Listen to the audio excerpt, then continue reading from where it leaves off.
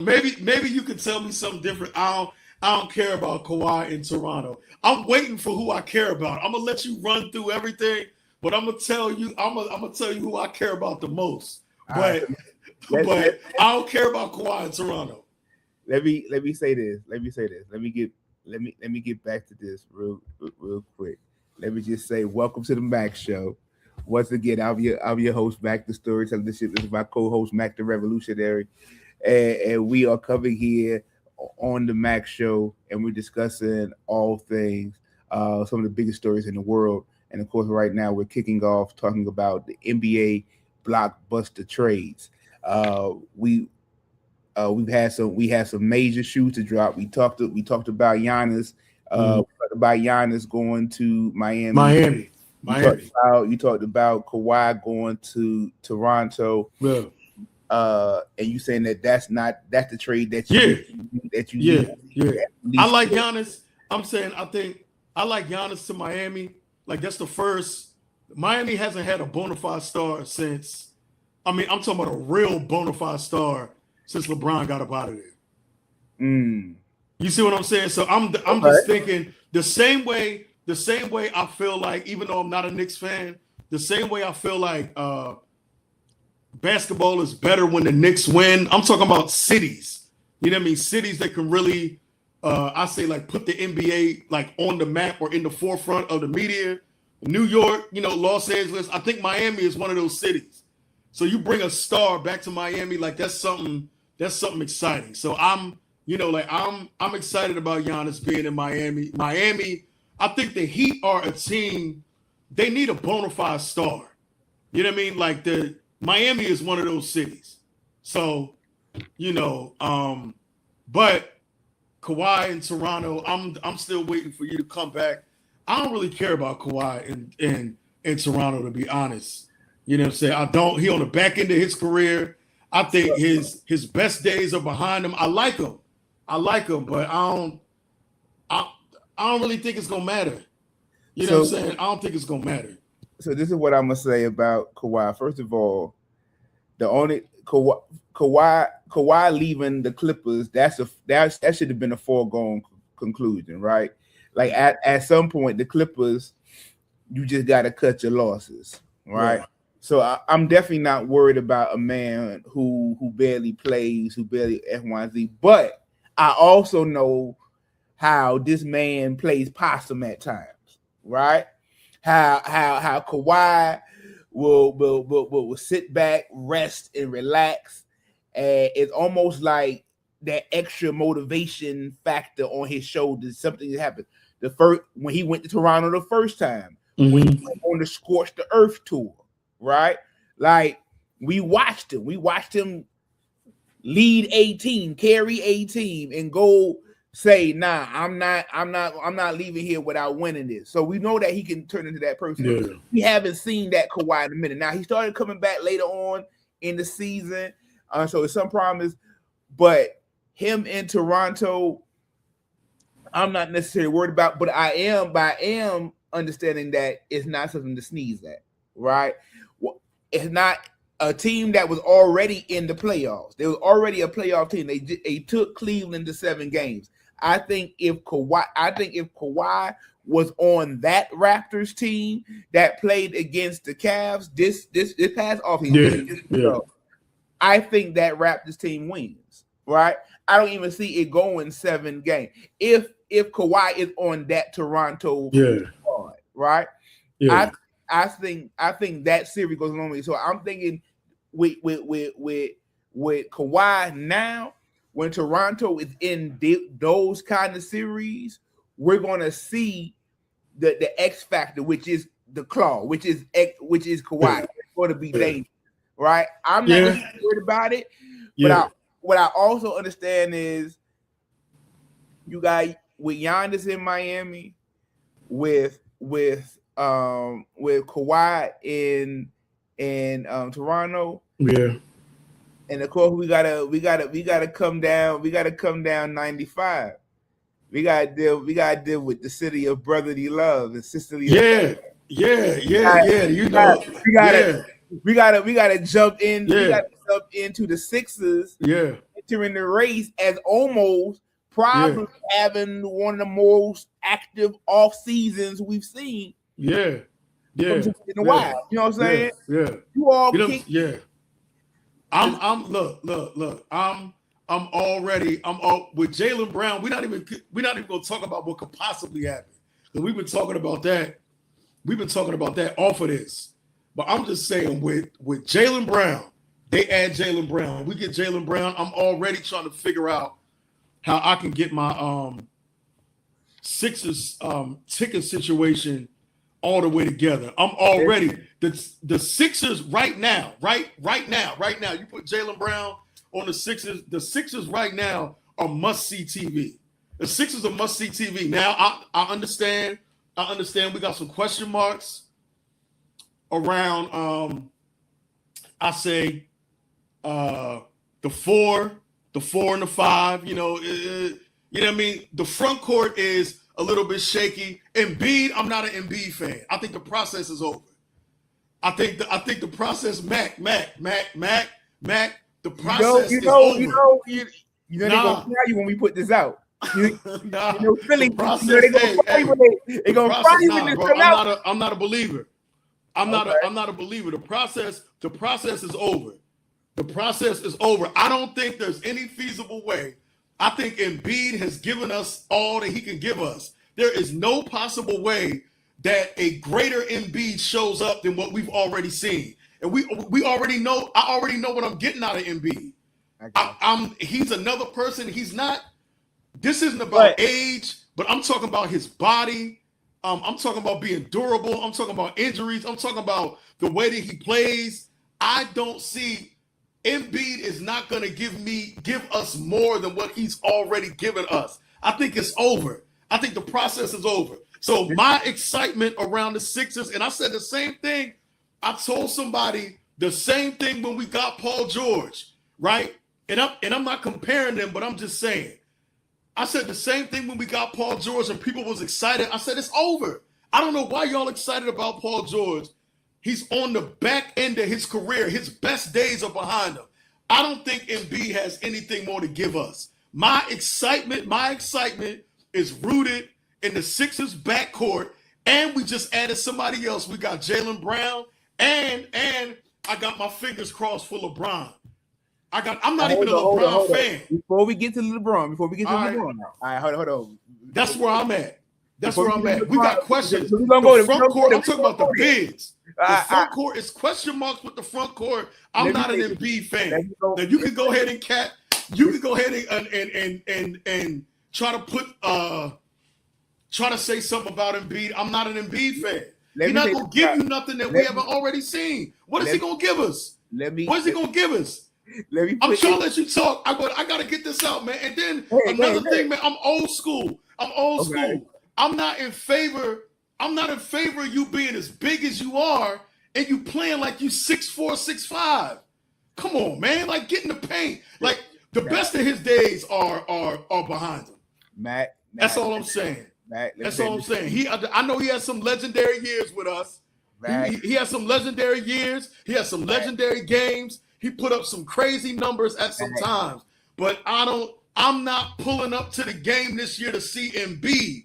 I'm pulling up because I want to see Jaylen Brown in the backcourt that we already have. That's all I got to say. This is what I want to.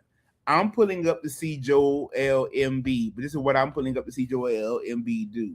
Right? I'm thinking now that Joel Embiid has a full team. All right, we're gonna get to that another name that you mentioned earlier, a second ago in a second, right? But how it is presently constructed, right? With Jaylen Brown, with VJ, with Maxey, and Embiid, sir, that is a dangerous four. And what I'm saying is, if Embiid, he can stay healthy, yeah, hold on, not only that, but he also got to adjust, right? See, he just came in. See, he has been the process, right? He has been the central figure for the Sixers all this time. Now it's time, just like we saw Mike Brown transition and this past finals, right? Like Mhm. he used Cat differently, right? He using OG differently. Yeah. And he has to almost be used differently. He cannot slow the offense down when the boys is running. All right, so how do you build an offense that does not slow down? That Embiid could still be. Listen, the man was just an MVP 2-3 years ago. I knew He you was was gonna just an say that. MVP. He was just I an knew you was gonna. MVP. I said he gave Right? us some legendary. He gave us some legendary years. But now I'm not taking that away. but now, if he can stay healthy, and you're going to add a player like Jaylen Brown, you got a Wade coming in, right? Who again? You starting to fill out this team. You all are signing people left and right, all with the idea that these people going to take some pressure off of Embiid. I need Embiid to play. I don't need Embiid to play 42 minutes a game. Mm-hmm. We need Embiid anywhere between 30, 32, you know what I'm saying? 29, 30. He not going to like it, right? Mm-hmm. But playing him 30 minutes a game, right? Playing him like that, you can have him for the entire season, right? You can have him for the entire season. He's going to have some time. We're going to have some days off at X, Y, and Z. But Joel Embiid is still a problem, my brother. He is still a problem. And I don't care. I know. I will still walk through the turnstile to see Joel Embiid, especially with Maxey. Now that I was already nervous. Again, he had a little little surgery, whatever, during the final. I mean, also Embiid was hurt, right? Fatigue, all the stuff, right? Let's give him some time to get himself together. I'm saying the team that's scariest to me as a Knicks fan, as a person who wants to see the Knicks. Of course. The scariest team, of course, that I'm most afraid of in this whole scenario of things are the Sixers. Yeah, and I think Sixers are in a spot where the expectations have always been there, but not really, right? I think this year they're going to be sneaky good, and they're going to creep up on a lot of people because they're expecting them, kind of how the Knicks did this year. And that's why I don't want the Knicks to ever become complacent, right? I like the Knicks standing pat with what they have. I don't think we need to, do anything. I don't think the Knicks look at me so weak. You know what I'm saying? That's how part of the team, right? But I don't think the Knicks need to go out and do anything dramatic or anything like that. But we also need to be realizing too that everybody's always getting better around you. And so the Heat got better. Did they? Okay, yeah. The Sixers got better. Better. The Celtics, I don't know if they got better or worse, but every team is going to get better each year. You're going to have to go. But now, we said all that. Now put in LeBron, Ramon, James, man, bro, possibly coming, bro. To now, let me add. Now I'm gonna say, and I'm not even a LeBron fan, but bro. If LeBron comes to Philly, what do you think that means? If LeBron becoming a Sixer, what does that mean? If LeBron comes to the Sixers, I just know how media is. So if LeBron comes to the Sixers, they're gonna automatically make the Sixers the favorite to come out of the East. I know you're a Knicks fan. I know they're coming off of a championship, but I'm just saying I know how the media is, right? And so not saying that the Sixers would actually be the best team because we've yet to see them. We have yet to see that combination on the court. Like we haven't seen that on the court. We haven't seen Jaylen Brown and LeBron James on the court along with the players that the Sixers already had. We haven't seen it, but knowing how the media is, the Sixers will be the front runners in the East. Now that's on the basketball side of things. I'm telling if LeBron James comes to the Sixers, this winter in Philadelphia is going to be crazy. You tell the Eagles as is and LeBron on the Sixers. What? Come on, yo. So you think Philly gonna be Philadelphia would be crazy. Now that's why I'm in favor. That's why I'm in favor of LeBron coming to Philadelphia. Like, I'm not even a LeBron fan. I know LeBron is older. He only has a few years left. I'm not even a LeBron James fan for several reasons that I'm not even gonna get into.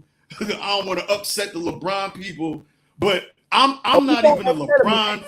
We're gonna upset the LeBron people in a second because we gotta ask the question, right? Because if LeBron goes to the Sixers, and that means that the Sixers automatically, as you said, by most betting people, will become the favorite to win the NBA title, right? Mm-hmm. With LeBron James, he owns every record. He owns every record, right? Like, we know there's no debating LeBron James's greatness, right?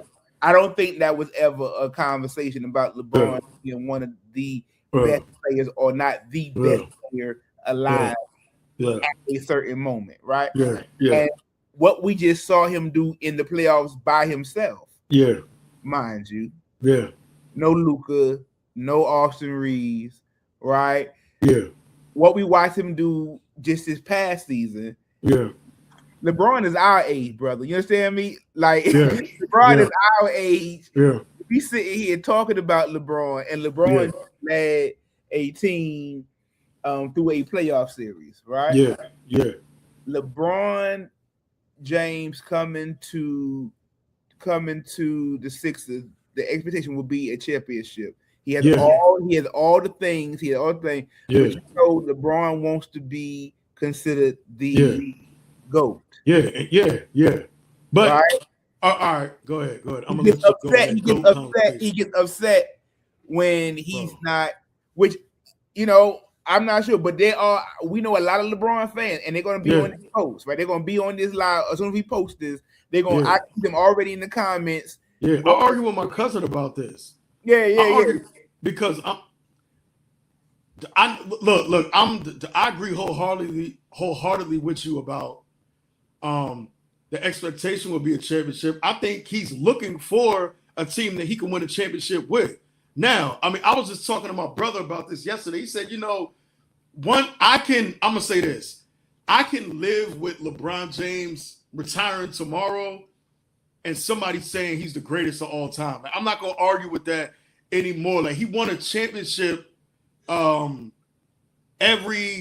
team that he was on. Cleveland, Miami, and the Lakers, right? Like he did all that. I don't mean to sound like somebody that's having like a generational war, like, you know, when I was a teenager, I was coming up and this is that and the third. But I am saying, like, I watched both of them, and we know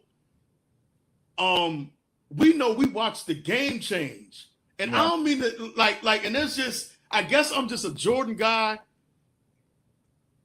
There's a lot of parts of today's basketball that I don't like.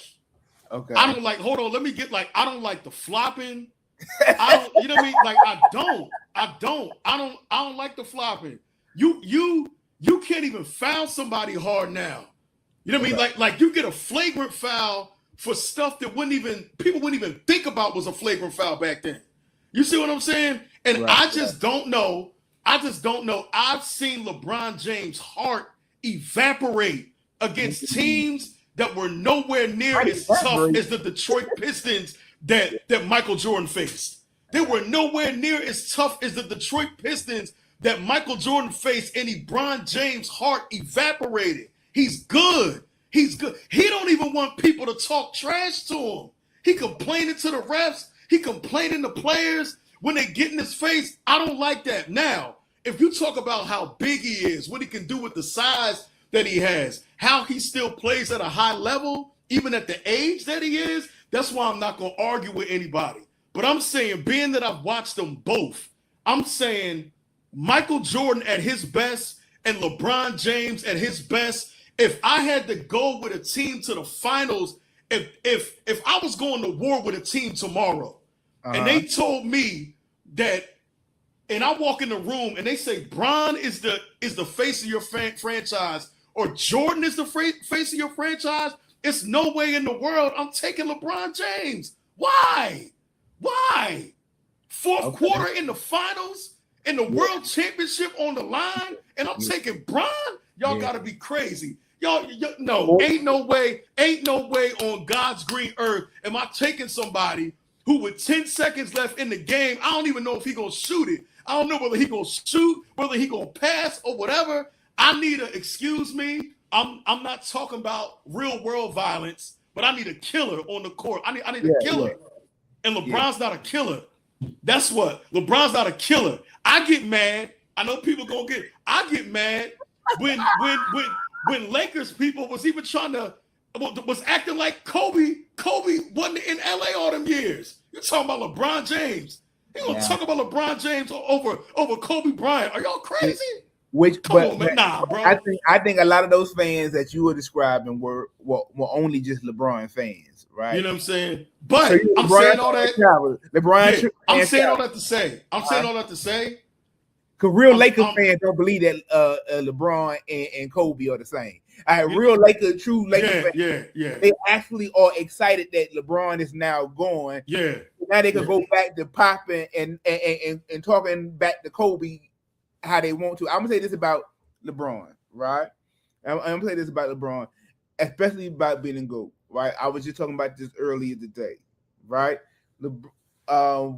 Michael Jordan has 6 rings. The argument for the GOAT conversation, and I'm gonna pause you. Hold on. Before you continue, I gotta say this. Before you, when we talk about how many rings he has. I love Akeem Olajuwon. Mike might have had 7 or 8 rings if he didn't step off for other reasons that we ain't gonna talk about. And we trying to dabble in other stuff. He might have had more. Y'all trying to catch him with 6. He might have had more than that. Akeem the Dream, I love you. Sam Cassell, Robert Horry, all of y'all was on the Houston Rockets back in the day. He might have had more. That West Coast team. A man just went 3 straight, and we have a lockout the following season. Man. You know what I'm saying? My man just rattled off 3 straight. He might have had more. He might have had more. He might have did a 4-peat, right? But we had to hold on, Mac. I gotta stop you, Mac. Hold on, man. I gotta stop you. I gotta stop you. I ain't talking about Michael Jordan, the person. I'm talking about the player. You know how many big time players he stopped from getting rings? Yes. Come on, man. We're talking about John Stockton. We're talking about Karl Malone. We're talking about Charles Barkley on the Phoenix Suns. Anybody else would have been in their path, they would have got a chip. We're talking about John Stockton, Karl Malone. We're talking about we're talking about Patrick Ewing on the Knicks. We're talking about Charles Barkley on a Phoenix Suns team that would have smashed anybody. We talk about Gary Payton and Sean Kemp. We're talking about Clyde Drexler on the Blazers. Man, come on, man.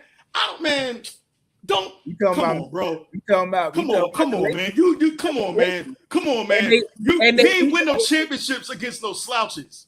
He ain't win championships against slouches. He ain't win no COVID title.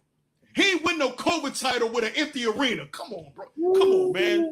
Come on, man. So let me say this. So back to the championships, right? So to be the GOAT, right? The argument has always been, this has been the thing. Michael Jordan has 6 rings, right? And remember the famous quote: "Call me when LeBron has 6 rings." Oh, hold on, I gotta pause you. I left somebody out. Showtime Magic, Showtime Lakers. I just said. Come on, man. They beat the Lakers. They beat. I mean, they had. My point is this. So we usually judge the GOAT by the rings, right? By the winning, right? Because we know Jordan's numbers. Of course, LeBron is going to have some amazing numbers. He's been here the longest, right? I'm not just saying that. I ain't take anything away from him, right?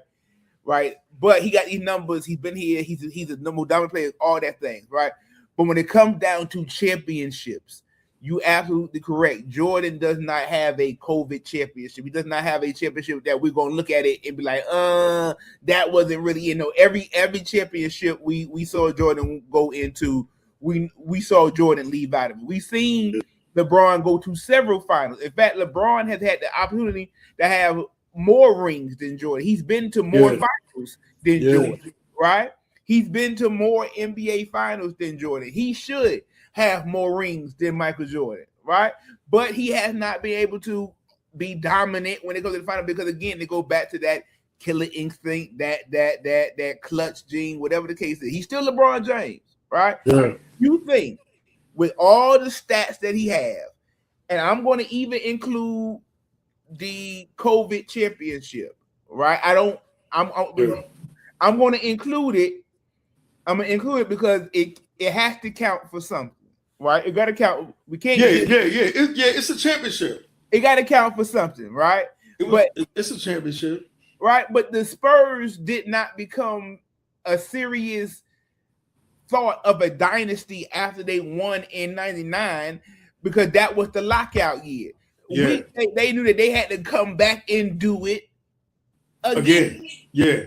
Right? And so that's what. So when the Spurs come back and do it again, and they see a Spurs team win 5 championships in a span of time, you got to look back and say, okay, this was this era of there was a dynasty off of this. You can't be mad at it. LeBron has an opportunity right now, right? We know LeBron has four chips. One of them being the COVID championship. We know that he cannot realistically be in the GOAT conversation. And this is what I'm saying. This is what I've always maintained. Those championships mean something.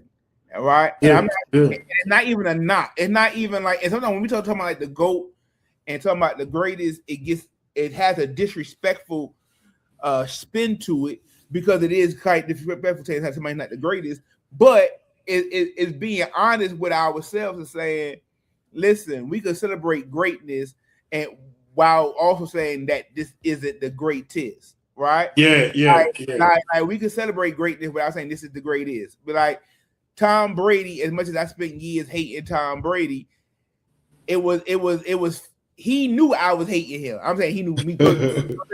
But Tom felt the hate and wanted to do something about it every time he got out there. You know what I'm saying? Like he felt me saying he ain't no Joe Montana, right? He ain't Steve Young, right? He ain't that.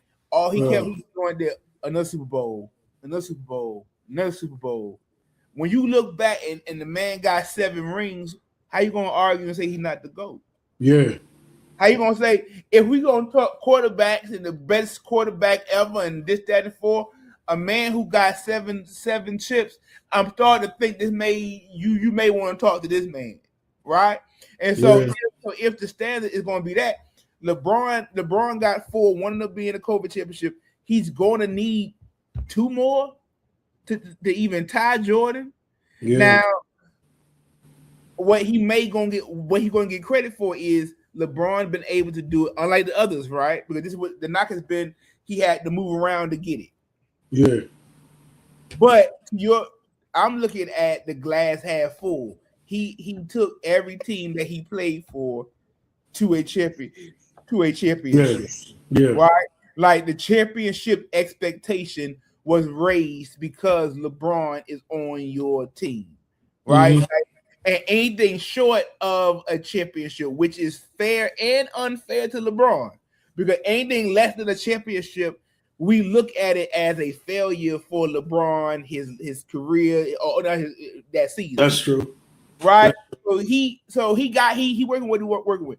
I think so. If he wins a championship with the Sixers, if he gets number 5, with the Philadelphia 76ers, I think then we can say he is the 1B GOAT, right? 1A or 1B, right?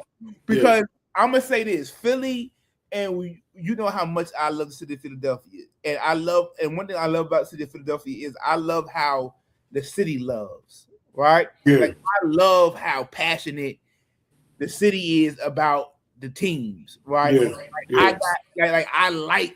I love how the city always loves Allen Iverson, not because Allen Iverson was, although he may be arguably one of the best little men, but now people like Jalen Brunson is showing you, it's changing that narrative of the best little man to play the game, right? Like AI. I'm not saying Brunson did yet, but I am saying in terms of the greatest little men to play the game. You talking about Isaiah Thomas, and you talking about AI. But what Philadelphia loves about AI was his heart, right? Like he embodied Philadelphia, right? Yeah, he did. Embodied everything that Philly is about, right? Yeah, like, he was a blue collar player. Folk go to work every day to afford these tickets and Sixers. Ain't nobody getting tickets for free in Philadelphia. You know what I'm saying? The fans and the Sixers fans are going to be at the game, winning, losing. They're going to be at the game to let you know that this is their team. They love the team. For LeBron to do it in Philly, my brother, that would be special. And I think that would have to put him in the, not just the conversation. I wouldn't mind feeding. Some people. No, I'm not. That would make every team, every team that he was affiliated with. I mean, win a chip. Yeah, like won a championship. So you can't say it ain't him. You know what I'm saying? So like you can't even say it ain't him. Yeah, no, that's a fact. If you wasn't winning before and then you add me, and now you got him and you win. No, that's a fact. So if the Sixers add LeBron and LeBron can be that factor to get them over the hump, if that is the end of trust the process, who's gonna knock that? Right? Ain't nobody gonna knock it. If that's the end of the trust the process, ain't nobody gonna knock it. No, ain't nobody gonna knock it. And think about this about the process, right? Even without LeBron James right now, you still got VJ, Maxey, and Jaylen Brown on one team. Yeah. And all you had to get was Paul George. Yeah, that's crazy. First of all, that's crazy. What do you think about Boston? What do you think about Boston letting go of Jaylen Brown? Because first of all, no, it's not even that they let go of him. Like you gave him to a rival. You see what I'm saying, Mac? Like you gave him to that's like the Redskins or the Giants or the Cowboys. You know what I'm saying? Like, here, Philadelphia, take this. You know what I'm saying? Like, you know what I mean? Man, bro, I don't know, man. I don't know. Like, that's like us getting what's the name off the Giants? Jackson Dart. No, running back. That's like us. Oh yeah, Saquon. Yeah, right. That's like us getting Saquon off the Giants, man. Like you come on. It's not just that they let him go. Like he on the Sixers. Do you feel like it was disrespectful to trade him to the Sixers in terms of you thinking, because again, you thinking this is a rival, so why would you trade a player like Jaylen Brown if you believing that he's not, unless you saying to the league he really not him? I don't really want to go there, but like I just think Jaylen Brown. I think Jaylen Brown, like in the media and outside of the media, as far as his opinions, his viewpoints, you know what I'm saying? Like Jaylen Brown for the people. I don't know, man. I think somewhere along the line, you know what I mean? And Boston, I mean, we just keep it 1,000. Yeah. Boston tolerates black players. They don't love black people.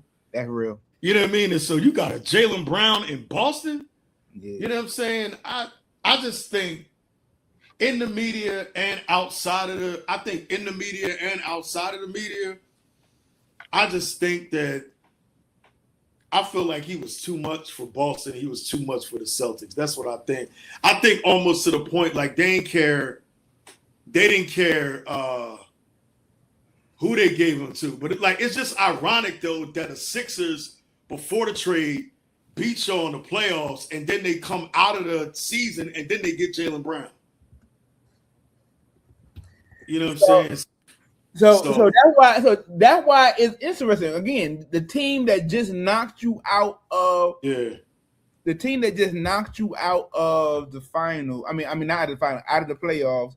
You trade your NBA Finals MVP,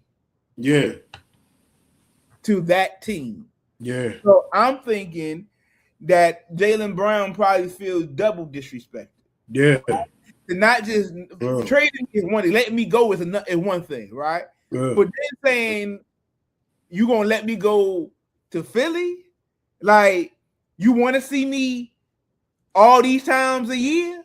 Yeah, you know we regularly play you all. Like it's not like once on Christmas and maybe once. So like we're gonna see you constantly this season. Yeah. Like in order to make the playoffs, you're gonna have to go through us. In order for you to, this is going to be us all season. And what the Celtics have said is they are good without Jaylen Brown. The truth be told, they had no choice but to get rid of him, right? Because once you put out there that you were trying to trade him and the trade didn't go through, you had to sell him. And so Sixers being shrewd and knowing this, and they're able to call these people up. First of all, I don't even understand how Boston even had that conversation with the Sixers and the name Joel Embiid don't come up. There's no way. Yeah, y'all got Paul George. There's no way I'm letting Jaylen Brown walk out the door for Paul George. That's crazy. Right? That's crazy. Let's be real. Paul George hasn't been Paul George since Indiana. I was telling somebody that. No, I was telling my brother that yesterday. He was talking about Paul George. I'm like, man, Paul George's performance is summed up in what happened when the Eagles won the Super Bowl, and this man was driving through Philly, and the fans stopped celebrating to talk about, for lack of better words, how he was trash. Yeah, you feel what I'm saying? Like that's how his performance in Philadelphia is summed up by that experience right there. Yeah. And you take him, I don't understand. Like the only thing that I could think of is it was borderline like whatever Jaylen Brown did, said, or whatever, to me was so offensive that it was almost like, I don't want to say it was the closest thing to giving them away, but it's almost like we don't even want you like here. Yeah, that's and that's why I feel bad. I feel bad for Jaylen Brown because I think, I like Jaylen Brown. I like Jaylen Brown as a person. I like him as a player. You know what I'm saying? Like if he wasn't a Knick, I would want him.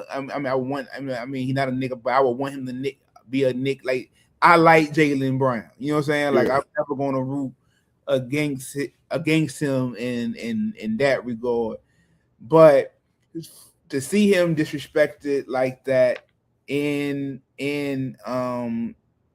Boston, winning a championship, carrying a team by himself this entire season in Boston, taking you all to the playoffs, F1Z, and then you trade that person for Paul George. I mean, it showed. I think you hit on it earlier when we said that Boston tolerates black people. Yeah. And Jaylen Brown was too black for Boston. Yeah, there it is right there. Right, he was there. Too it is black right there. For Boston. Right, there it is right there. And that's no knock against his running mate Tatum, but clearly there's a difference between Tatum and politically all of that. Politically, if we're gonna do colorism, right? Mm-hmm. Like, Tatum is light skin, good hair, what I'm saying?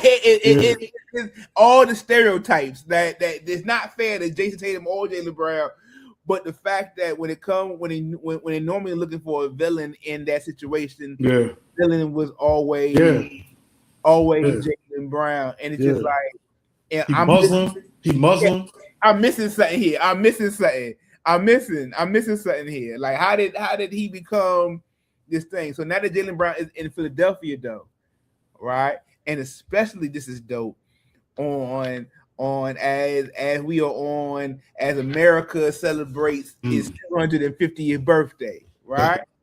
America celebrates its 250th birthday. The nation is birthed in Philadelphia, right? Yeah. And the original nation, the original nation's capital. Yeah. You all got Jaylen Brown coming to Philadelphia.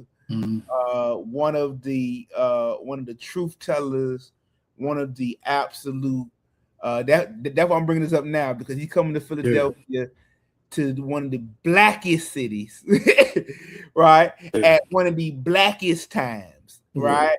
And this so happens to be again the cradle of America. What do you do as we get ready to celebrate year 250 to 250 birthday of America? What do you think the 4th of July really means? How should we be looking at the celebration of 250? Did you catch any of the Trump 250 events? He had the UFC fight, the carnival. Yeah. Yo, it made me, I mean, like, before I answer your question, I saw that. Like, it made me wish that, like, and before I say this, everybody, well, I'm not gonna say it. We on the stream. I ain't gonna get too revolutionary in this conversation, but all I'm gonna say is, like, as anti-establishment as I am, it made me wish that, like, Barack, like the last 4 years, bro, like, you on your way out. You know what I'm saying? It made me wish, like, bro, like, bring the, like, man, like had a Source Awards on the front lawn. You know what I'm saying? Like, yo, so listen, you know what I'm saying? Like, yo, just like pull out all the stops. Like, stop trying to, I mean, not saying that he was trying to, but I just, like, you know what, man? Like, Trump doing all of this made me wish that, like, Barack, like, they already see you like that anyway. Just bring it all out. Just bring it, man. I'd have had everybody on that lawn. I'd have had everybody on that lawn. I'd have had everybody on that lawn. It'd have been Freestyle Friday on the front lawn in front of the White House. I'd have had everybody on that lawn. So let me. I'd have everybody, every black person that just, like, this country don't like black people anyway. But I'm talking about every black person that people just can't stand. I'd have had everybody in the White House, on the front lawn. I'm not talking about the respectable Negroes. I'm not talking about the preachers and the people in suits. I'm talking about, I would have had the streets. I'd have had the streets in the White House. You would have had the Rough Riders coming in there. You would have had the mopeds. You would have had the mopeds. Bro. Yeah, exactly. You know what I'm saying? Like, I'm bringing Kiss and Styles gonna be at the White House. I ain't talking, you know what I mean? I ain't even talking about the politically conscious rappers. I'm bringing the trenches to the White House. I'm bringing the trenches. You know how they be having them events, and you know what I mean, the clergy be showing up talking about, you know what I mean? Nah, bro, I'm bringing the trenches. It just make me wish that Barack, like the last 4 years, man, just bring, you know what I'm saying? But I'd have really showed off. But to answer your thing, yeah, I mean, I saw some of it, and you know, Philly is gearing up for a celebration. I really don't feel like any black person should not be consciously celebrating anything. Okay. You know what I'm saying? And I know we joking, we laughing back and forth, but I think, like, on a serious note, I think it could, you know, I mean, we could do one or two things. I mean, it's already here, so I'm not even gonna say we could do one or two things. But you know, I think, you know, just, completely ignore it. But then at the same time, like, it's an even greater opportunity, I think, for Black people to call for the unification of Black people everywhere, so we can all get on the same page and all figure out what we're doing and develop an agenda so that we can move forward on towards our own political and economic power and all of that stuff. But as far as like a celebration, like they put a bench, like there's a 250-year, like somebody just came and put a bench like outside of the church, like on 25th and Montgomery. It's a 250-year, like they got a bench and some other stuff. They put outside of the church and like across the street from the church and like in the community or whatever. But I just, like on a serious note, like there's nothing really to celebrate. And I think Black people would know that there's nothing to celebrate if you look at where we are, like collectively. Like forget our individual accomplishments, because it's always been individual Black people that accomplish this, accomplish that. You got individuals that, go to Ivy League schools. You got individuals that occupy the White House. You got individuals that are over here, over there. But collectively, like look at where Black people are. Like you actively have schools closing in Philadelphia. There's actively a literacy crisis. Black people are actively struggling. Wow. And poverty, communities that are exploited, all of that stuff is by design. And so collectively, as Black people, when we look at where we are, like, no, man, and when we look at where we are collectively, and when we look at what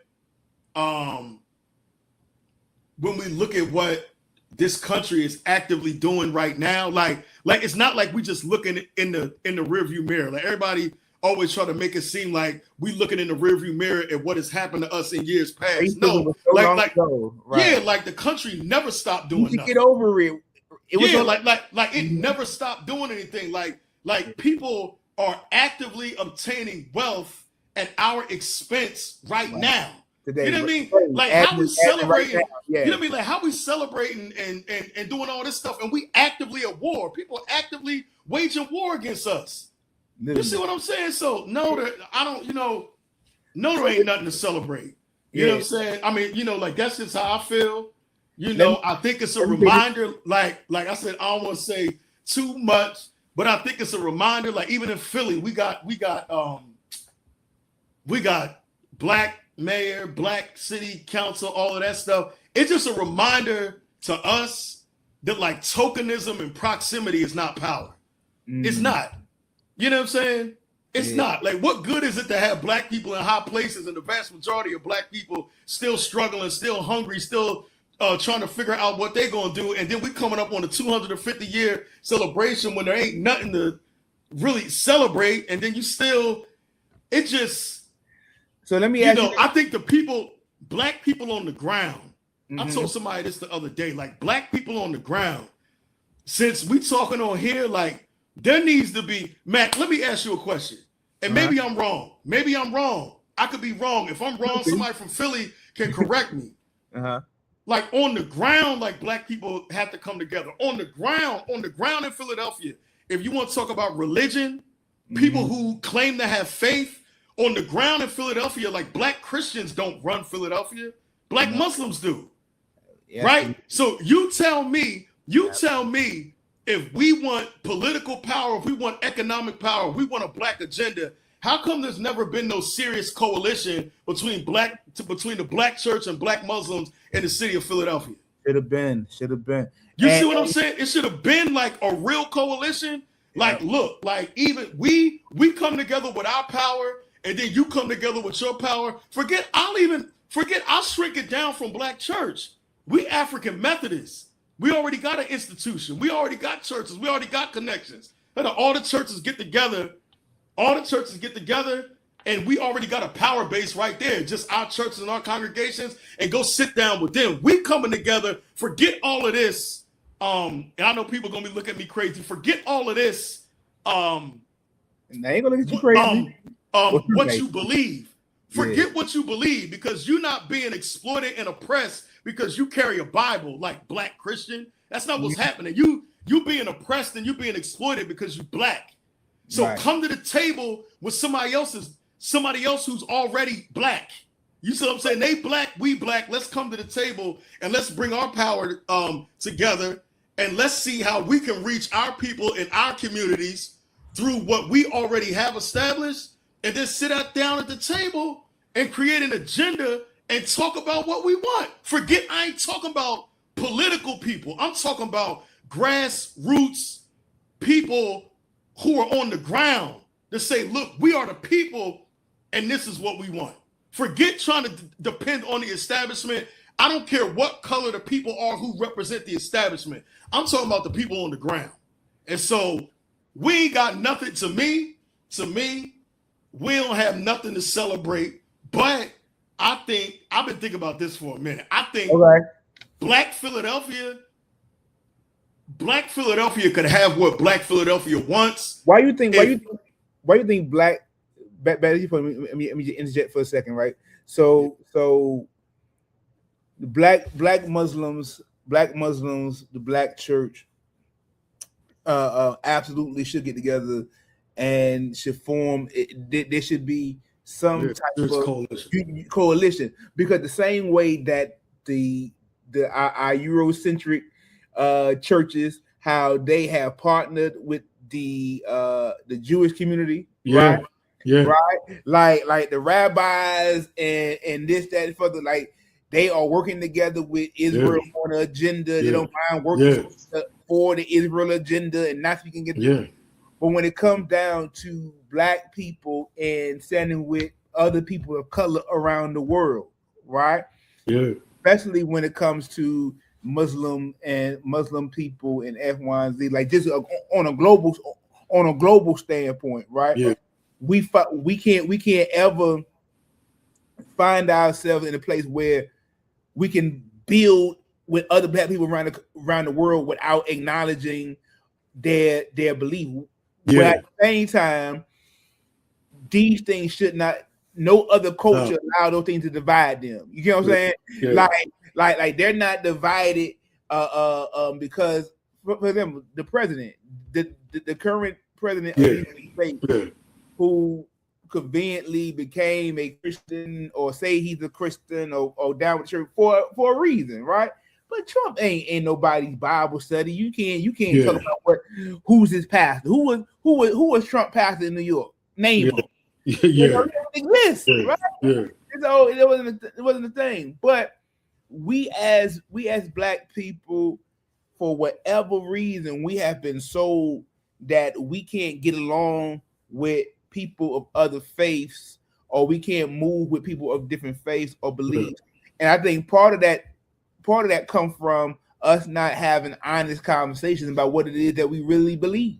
That's a show for the day, breaking down theology and breaking down where we are. Because my question is, how can white Christians align themselves with Jewish people? Yeah, different faith. Right. But when Black people try to align ourselves with Muslims, we feel like we can't do that because we not calling on the same the same God. When in fact, just tidbit, Allah, Yahweh, we're talking about the same God, right? We are literally in this instance, we are literally talking about this. The same God, right? We're talking about the God of Abraham, Isaac, and Ishmael, right? And Jesus, right? This is the Father of them all, right? And so having a Black agenda is important. But what you pointed out earlier is equally more important. You said you wanted Obama in his last 4 years to just to do what we're seeing Trump doing. And you know why we're saying that? Because now we're seeing Trump doing it. The whole while we get in the door, we get in the door, and we still are trying to tap that. That's what I was gonna say. We still feel like You know we're what I not mean? good enough to be in the room, so we still got to do what we got to do to be respectable and X, Y, and Z. But and I don't think, and to your point, I think maybe, I think I'm glad you said that because I'm expected, like, I don't know why I expected something different. Like, our society is not designed for somebody who would do that to even occupy the White House. You feel what I'm saying? Yeah. Like, I mean, like, I remember, like, I was reading about H. Rat Brown, like, when he went to the White House, and H. Rat Brown was in the White House acting like a straight, you know what I'm saying? Like, he didn't care about nothing. You know what I'm saying? Like, he was in there, you know what I mean? Like, even in his book, he was talking about how, you know what I mean? Like, when they let him go, like, he even stole stuff out the White House. And they was asking him why he stole stuff, because he figured all the stuff that black people have been through in this country, and my ancestors built this house, all the stuff you put me through, everything that I'm taking belonged to me anyway. You see what I'm saying? Like, he was on that type time. And so I can't, basically what I'm saying is like, I can't expect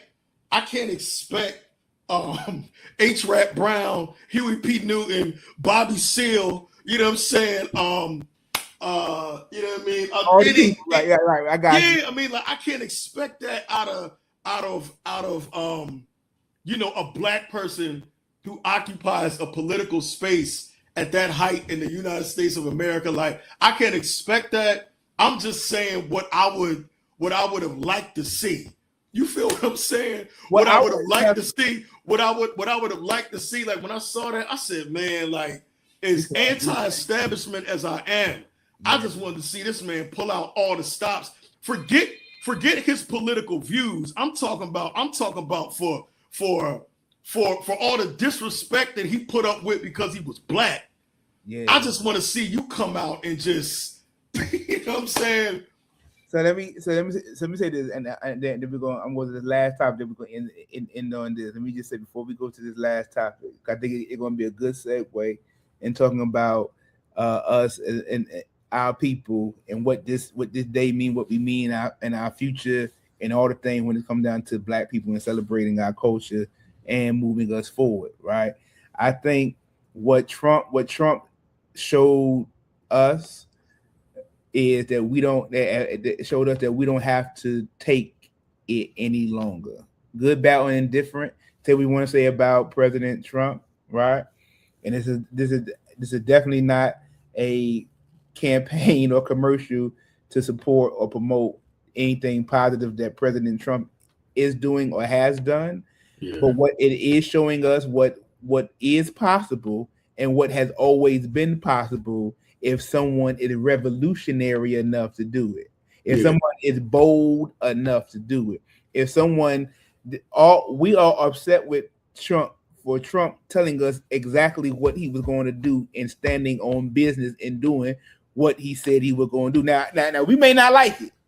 I can't stand it, right? Yeah. But what we're seeing, a person get a political office and use the political office to yield political power the way that he wants to, and we're watching it being done. Now, I'm not saying that this is the best thing that should no, but it is it goes back to what you're saying. We need to, just like H. Rat Brown went into the White House and took some stuff, and I just saw the content creator Richie Fontaine. He put out that we need to at some point just take back our reparations. Stop asking for it back, right? Yeah. Like we keep asking for reparations. Yeah. But we weren't asked to come to America. They took us, right? Yeah. We were robbed. We were taken. We have to have that type of revolutionary mindset of saying once we're here, we're going to do whatever we want to do because that's what we want to do. And so we don't want to hear whoever gets elected next, you telling me what you can't do as the president when I just watched a man have UFC fighters, and I just watched a man have a whole carnival and XYZ. Don't tell me what you cannot do any longer once you elect, right?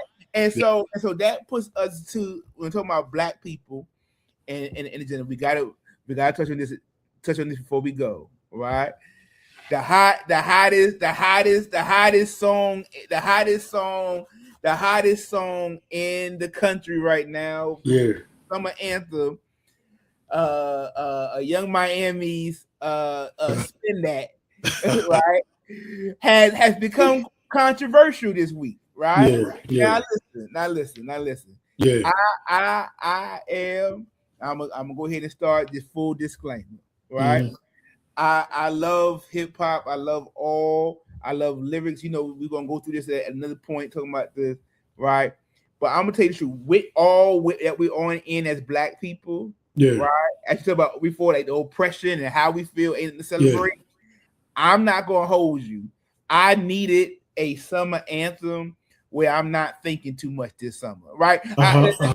Hear me out, right? We had like the past few years, we've been in like this Kendrick, Drake, right? And as much as we all want to be serious, right? Because Kendrick brought us back, and now we, and we want to be serious, and I'm with all that.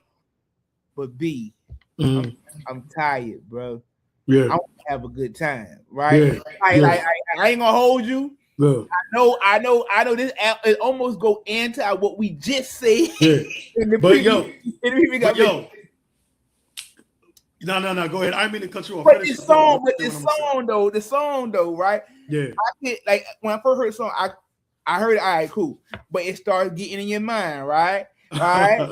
Right, and before you know it, you like, yeah.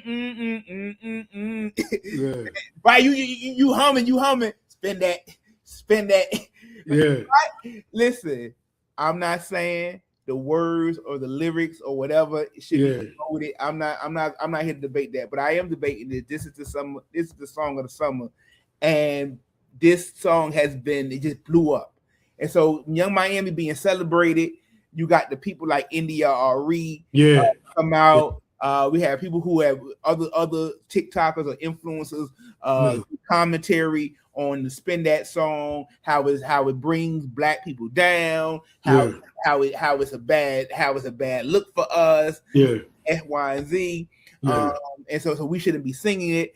But on the same piece, right? Back to the revolutionary piece is part of what Carisha or the City Girls or these people, do they represent a portion of what we are talking about though, of Black people doing what we want to do, taking back our freedom to take some stuff? Like, does that expression have a place in our culture and the part of how we are simply expressing ourselves in the midst of oppression? You know what though? I think yes. I think absolutely.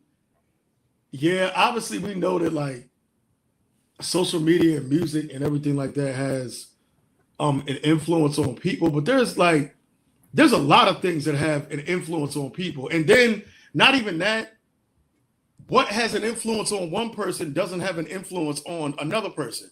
Okay. You know what I'm saying? And so I think even when we talk about, I'm gonna get to the point I want to make, right?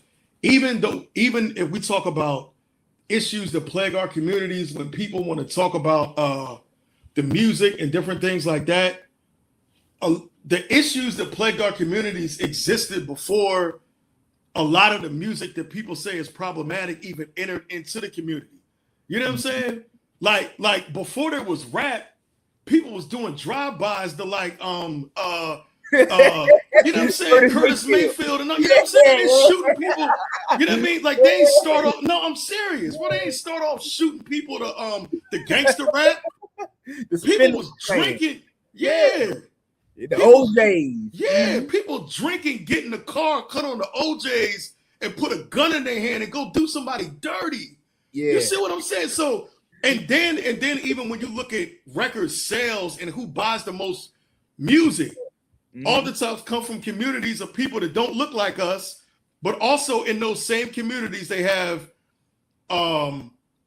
more resources. Sure. They have things in those communities that I would say, and so those people aren't taking the music and tearing their communities up. And so I think I'm saying this to say that I think music is influential, but I don't think we can shift the blame to what is happening in our communities on music. I think people need to keep the main focus and understand that, again, there is a system that is designed to keep certain people in certain places. And I don't think we can shift our focus and start focusing on the negative impacts of music. I'll say this when we talk about hip hop, rap, and things of that nature, right? When I was in high school, right?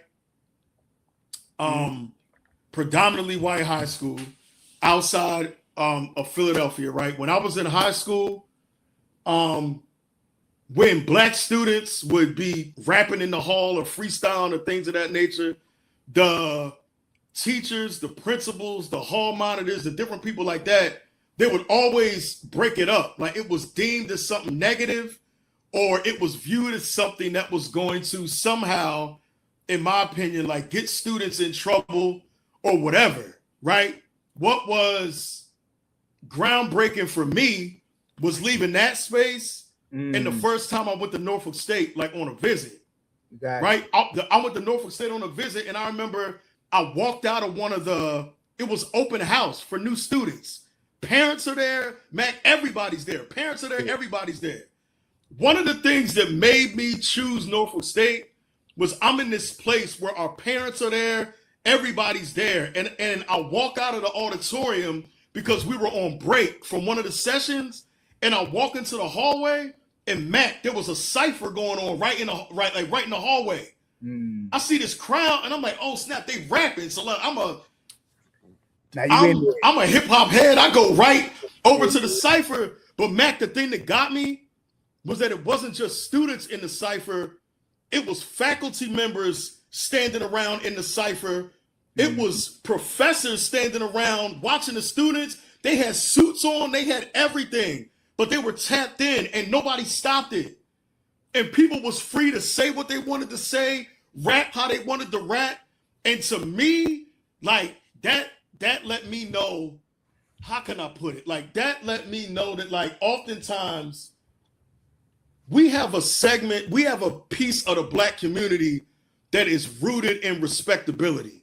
And we feel like that as long as we conduct ourselves in a respectable manner, that somehow, some way, it's gonna make people respect us and love us if we just conduct ourselves in a respectable manner. Right. But Mac, like who makes these rules? Who made the rules? And that's what who made the rules to say you have to talk a certain way? Who made the rules that say you got to walk a certain way? Who made the rules to say if your hat is on a certain way, then you're a hoodlum, you this, you that? Like who made the rules that say it's not acceptable to speak in Ebonics, a word that we created? We created Ebonics. Right. You see what I'm saying? Who made the rules to say that we can't talk like that? And we can't, who made the rules to say we can't walk the way we walk, or we can't express ourselves the way that we want to express ourselves? A lot of the stuff that's communicated in music is happening every day in our community. And some of it may be ugly, some of it may be whatever, but I feel like there ought to be a space for us to tell our truths, not just the good part about us. All of us ain't in suits. All of us ain't wearing ties. All of us ain't going to Morehouse. But that don't mean you don't have a story to tell. And let me see what I'm saying. Let me just cut you off right here. Let me say this part right here, because back to this again. We're talking about black people in expression, right? And people are upset with us, or with the song talking about scamming and X, Y, and Z. And here we are on the eve or getting ready for America to celebrate 250 years, the 250th birthday. Who's a bigger scammer than America, right? Yeah. Right? This is the whole scamming culture is as American as apple pie. So to have this song be the answer, be the song. But I also want to say this too about Carisha, the City Girls at X, Y, and Z, because part of what brought the City Girls out, what made them so revolutionary in terms of expression, I think, is they did come in with their own language. They did come in speaking their own talk. They did come in talking however they want to speak, and it caught on, right? We heard the whether you, they're not Rhapsody, they're not deep lyricists XYZ, but they're them, right? And for a culture of a culture that has been in this thing of, I said, a cycle of respectability. We got to look a certain way, talk a certain way, for people to express themselves and be able to make good music, feel good music, but also be able to be themselves and say, this is what we're going to do. There has to be a level of revolution attached to that. And so this summer, whether it's spend like, yes, I know what we say we're not supposed to do, what we're not supposed to say, but that's the song we bump, we vibe, and we having a good time. And guess what? That's what we're gonna do. Yeah. And some people, and you know what? I think for some people, I mean, like, I've heard a lot of people say this, whatever they talk about in their music. Like for some people, to your point, for some people, it's an outlet. A lot of times it's also an outlet for an outlet for the community. Like it's not always what people do or what people say, it's why they do it and why they say it. Okay. You see what I'm saying? And so a lot of times, even when we were on the plantation, off the plantation, after dealing with hell all week, there's a lot of things that Black people participated in on weekends or Friday nights that wasn't necessarily right. But my goodness, if I don't have an outlet, or I don't have a way to get this off of my chest, or I don't have a way to release this, then I'm gonna destroy myself and I'm gonna destroy people around me. Fact. You see what I'm saying? And so I think more of it, rather than I think just immediately condemning something or whatever, it's always, I look at why people do stuff or why they say what they say. And then at the end of the day, I think we got to look at the communities that our people are coming from when they say the things that they say. You know what I'm saying? And a lot of people are up against a lot. We talk about it or whatever. A lot of people don't do the things that they do because they want to or they enjoy doing it. People are placed in a situation where they're trying to survive and where they're trying to get it the best way that they can. And I think that, there's elements of this song that are a reflection of that. Now, I understand it. Like, I don't want to be a victim of scamming. I don't want to be the victim of anything. And I think overall, the overall message, that I like to communicate to Black people is, like the unification of Black people everywhere. And is my screen freezing? The unification of Black people everywhere and Black people loving each other. But I understand you got to place things in context. You got to place things in context. And that's why I wanted to bring it to a close there. Like us loving, all this is talking about loving each other, right? Yeah. And so whether it's, I love India Re, right? Yeah. I love Trick Daddy, right? Yeah. I love Carisha. I love us. Yeah. I love us as a people, right? And we're gonna always have a difference of opinion, and we're gonna think that we shouldn't do this or one person should do it.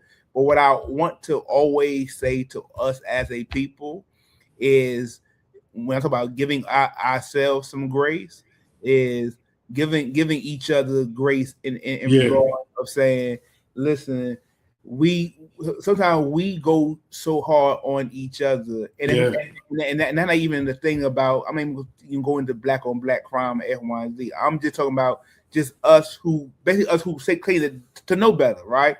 Those of us who are coming from a space of, let's say, on the NDRE side, she's coming from a conscious side, right? So she feels, and she has to say this to save us, make sure that we are all saying that this isn't the way that this, we get it, right? But I want us to have a little grace for one another in these spaces. Yes. Our sister Carisha, she can exist simultaneously while a Rhapsody exists, right? While these are expressions from these beautiful sisters, and this is their contribution to us as a whole, for us to feel better. Because I'll be honest with you, the reason why the song is so popular is because it makes people feel fun. And again, and what we're saying is it's the thing, right? Nobody is really promoting people doing crime or doing something wrong. Like, come on now. I mean, it really is. But let's just deal with the other thing because we already out here now. We talk about us as a people, but also at some point we got to stop policing Black women, right? Like at some point we got to keep that same energy. Like we be having a lot of smoke for the sisters, which, and in fairness, like we got to be honest about when it comes down to music. Yeah. Like I've been saying, the respect that women deserve in the music industry should be. We all know it should be more, right? But obviously, right? Yeah. But in terms of respect, in terms of putting that respect on their name type talk. Like that putting your chest out. It's the women who keeping the lights on for these record labels. Yeah. You know what I'm saying? Like think about it right now. It's the women, it's the Mags, it's the Glows, it's the Cardis, it's the Maristas, it's the That's true. That's true. It's the take me through there. It's that's true. The women are keep the Lottos. These women are keeping the lights on. They're making big records. Right, humongous hits. Right, it's the women that's keeping the lights on. But we always want to police their message or say that they can't say this, they should do this. Oh, you should have respect for yourself. Or why you walking around like that? You got all these podcasts be like, women need to not talk like this or talk like that. X, Y, and Z. Right, all the nonsense. When in fact we have had brothers and men rap about worse things, about worse things, have worse subject matter, and there hasn't been no big boycott, it hasn't been no big move or push, right? We kind of accept it as that's just part of rap on the eyes of us just telling the ghetto story. I just want us as a people to realize that all of our stories are valid. So Carisha's story is valid. NDRE story is valid. I'm going to listen to I Am Not My Hair some days, and then some days I want to listen to Spin That. You know what I'm saying? Like, no, that's real. Like now that Max B is home, and sometimes I want to hear the Wave God, right? Just no, it's true. That's just me. It's true. But I think that's just me. But I think any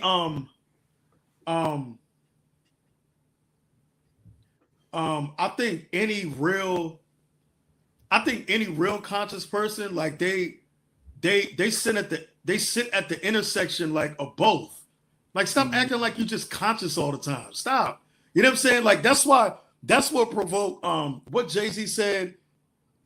Is it Uchi Wally Wally or is it One Mic? Is it Black Girl Lost or Shorty Owe You for Ice? You see what I'm saying? Like which one is it? Like Nas was conscious. Nas understood all of this stuff about Black people and what he wanted, Black people to be and all of these things. But then again, he grew up in Queensbridge. You gotta rap outside. I mean, you see what I'm saying?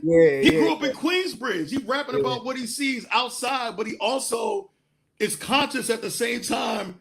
And there's elements when you hear him talk about. You hear him talk about Black people and his conditions, and he wants better for Black people. He sits at the intersection of both. Like Nipsey Hussle was the same way. You listen to his music, he sit at the intersection of gang member and activist. Got the Malcolm X chain on, understands what it is for Black people to have power economically, to have power independently. This man doing voting drives on Crenshaw Boulevard, all this other stuff. And then you listen to other songs and you hear him wrestling with himself. You see what I'm saying about, doing gang activity in Los Angeles at the intersection of that. And then you look across the street and he's politically conscious. He's wanting Black people to come together, talk about who the real enemy is. Yeah. You know what I'm saying? So stop acting. My thing is like, nobody. Like stop acting like you politically conscious all the time. You know what I'm saying? From the we being even in the church, man. Let's just keep it 1,000. From the pulpit to the door. Stop acting like you conscious all the time. Stop. All of us are, and I'm gonna say this. I'm gonna take a left turn, right? Especially for people rooted in respectability and all of that stuff. Like all of us are aiming and striving to be. Ain't none of us there yet. You see what I'm saying? And so, all of us have parts of us and things in us, habits in us, or whatever that somebody may deem self-destructive or whatever, but we are aiming like to become. Right. So back to your point, let's give ourselves some grace. Let's give our, our brothers and sisters around us, some grace. But I think any real person, some people that may not have come out in their music, but you have people that have had entire albums that people would deem negative, and then they pop up next week talking about they want to make a gospel album. You know what I mean? Like what I'm saying? Right. All of us, like I said, all of us, I think. But that's who we are, though. But that speaks to who we are. Yeah. Who all of us are, right? We all exactly. Everybody ourselves that we show, we don't show, we balance. Exactly. And like there are times like when you're not going, Mac, you ain't going to the cookout talking about the Lord's Shekinah glory and all this other type of stuff. You're not. You see what I'm saying? So people just, you know what I mean? Yo, and that don't make you listen. I think we ain't on the theology conversation, but colonized theology has made us think that we have to let go of everything. Everything. Yes, you know what I'm saying? All of these things that make us who we are. Yeah. That we got to let go of all of these things to be like Jesus. So we try to make people think that every day is William Murphy. That every day, you know what I'm saying? What's the gospel station they had back in the day in Philly? Gospel Highway 11. And all, you know what I'm saying? Like you trying to make people think every day is that. No, bro. Every day you ain't super politically conscious. Every day, you know what I'm saying? There are some days you wake up. This is the honest to God truth. There are some days you wake up and you want to act in a manner that society says is ignorant. You know what I mean? And not only do you want to act in that manner, you enjoy acting in that manner. And the reality of the matter is that there's nothing wrong with acting like that. We've just been told that whenever we get outside of these colonized boxes, that we're sinning or we're acting uncivilized or we are acting in a way that's going to prevent us from moving forward in society. Maybe, you know what I mean? I'm close, Mac. I'm ending on that. I'm ending this conversation on that. Maybe what we need to be delivered from before 2026 is over is delivered from respectability. We got to be delivered from respectability. You know what I mean? It's okay. Take your suit off, brother. Take your tie off. Take the sweater off. We don't care where you went to school. Put a t-shirt on. Put a hoodie on. Come to the cookout. Talk to the people. You know what I'm saying? You ain't got to be in respectability mode 24/7, brother. You know what I mean? You ain't got to go to every march with a suit on and a suitcase. You know what I'm saying? Come outside. Come outside and talk to the people. We just want to talk. Get free. Come outside. Get free. Be free. On that note, we're gonna end it. We'll end it here. First of all, Mike, listen, this has been amazing. We had a great conversation, a lot of good stuff. You can check us out on a weekly basis. We're going to continue to bring you this. We've been talking about this for a minute, Matt. We've been doing a minute. We here. I'm glad we got it. Done. Before we wrap up, anything you want to tell the people what you got going on? How can they follow you on socials, and how can they reach you? I think I'm on Threads. I think I just changed my Threads name too. Mac the Revolutionary. I'm gonna change my Mac the Revolutionary. I think I'm on Instagram, and you can find me on there too, Brian McAllister. Facebook, Brian McAllister, Morris Brown AME Church, North Philly, 25th and Montgomery.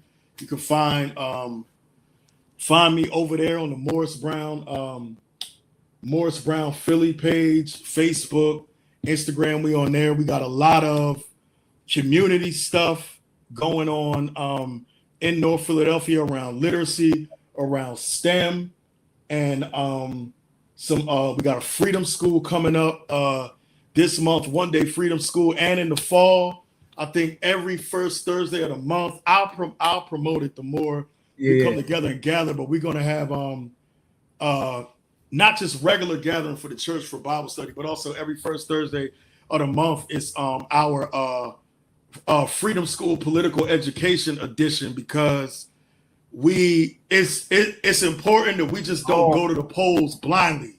You know what I'm saying? We go to the polls because somebody died, or we just doing souls of the polls, but we just don't. We want to talk about what it looks like to show up with an agenda for the Black community, and then ultimately our vision is to create enough power on the ground where after we elect the people we want to elect, this is what our ancestors would say, then we can force those people or demand that those people meet the demands that we have placed on the table. So we're talking about what that would look like, because we're coming up on midterms and we got important elections beyond 2026. And so first Thursday of every month coming up in the fall, look out for our Freedom School Political Education Edition. And we're going to have guests on there that can help guide us through Philly politics and politics beyond Philadelphia to the state of Pennsylvania and the country. And so, that's it. Listen. First of all, man, we're gonna continue to talk about the Freedom School. We're gonna continue to talk about these midterm elections. We gotta, that's gonna be a whole show by itself. Probably next week or so, week after that, we definitely gonna get into that. But man, I will say this. I want to say this about, as we close this out. What you doing in North Philly, what you have always done, how you represent yourself, how you represent the community, but how you always are pushing us to go further, how you always are pushing us to join in this revolutionary fight. I certainly commend you, brother. We certainly want to be a place of help, of strength, and knowing that we building a platform that can help communicate our message and help spread our movement, the movement. So please, everybody follow him. Of course, you can follow me at Mac the Storyteller on all platforms, on X, the Storyteller Mac, and follow our channel, follow our YouTube channel, like, share, and subscribe, and tell people the Mac Show is here. We are birthed. It's been a long time coming. But we here. Thank y'all for joining us, and we'll see y'all next time. The Mac Show with Mac the Storyteller and Mac the Revolutionary. Peace. Yeah.